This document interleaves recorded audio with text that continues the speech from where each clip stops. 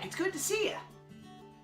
Now, today we're not going to be doing a balloon tutorial, but we are going to be covering something that I'm sure some of you probably have questions about, and that is a balloon setup.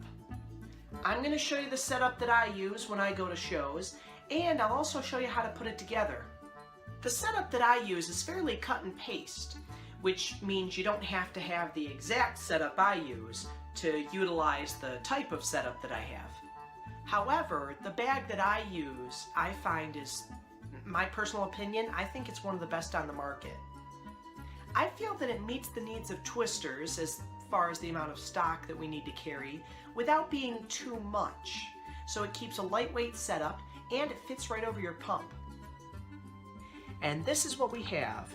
You'll see all of the pockets are filled based on categories, I guess you could say, and all the balloons are nozzled up, which is very important because it allows me to take a bag of balloons and really condense them to a small space, which in turn allows me to carry a large pallet that I can make almost anything with because I have such a variety. And on the side, I have mesh pockets, and they're see-through, so I know what I'm looking at.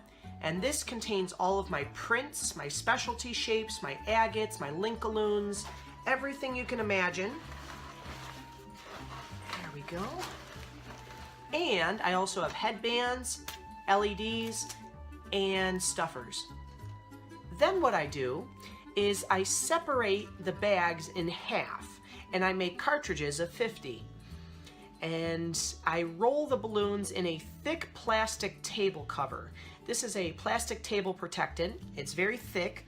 They have thin plastic covers that are kind of like saran wrap, but I find the thicker ones to work best. And I'll show you how I wrap these in a little bit. But right now, I'd like to tell you about how I lay my bag out. For my bag, I organize them by categories, color categories. I have my pastels over here, my primary colors here. I have one pouch for storage. This is going to contain my Sharpies, my cutters, extra headbands are in here.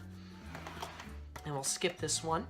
This is my character assortment, or my earth tone assortment. I have all of my grays, my blush, my tan, my white, my black. Over here I have 160s, and then over here I have 360s. And I also have brown and mocha in here as well. And going back to the one we skipped over, this is all of my different size balloons. Size is different than 260s. So in here I have my 160s, my 360s, and my 660s. And this is kind of like my miscellaneous container. You can see I have all the specialty shapes in there. Here we go. I tucked the case underneath. Okay, here we go. You can see all the specialty shapes around here. Headbands and everything. And then on the top, you can see I have all those pockets. The last thing I'd like to mention about this bag is it has a built-in cover. You see it goes around the outside. It's a very heavy-duty cover, so nothing will scratch it. And it covers the top too, so you're good to go. If any of you are interested in finding out more about this bag or possibly getting one for yourself, I had this made for me by a gentleman by the name of Ken Shoot. You can check out his website, thestencilguy.com, go and click on balloon stuff, and scroll down until you see the balloon pump gear bag. Now, depending on which pump you use, I got this bag to go over a Filbert, but it also fits over my aircraft, and he has bags that go over Mac pumps as well.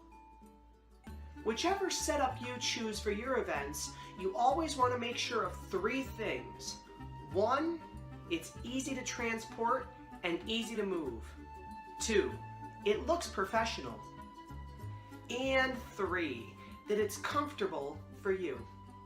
Thank you very much and have a nice day. Bye-bye.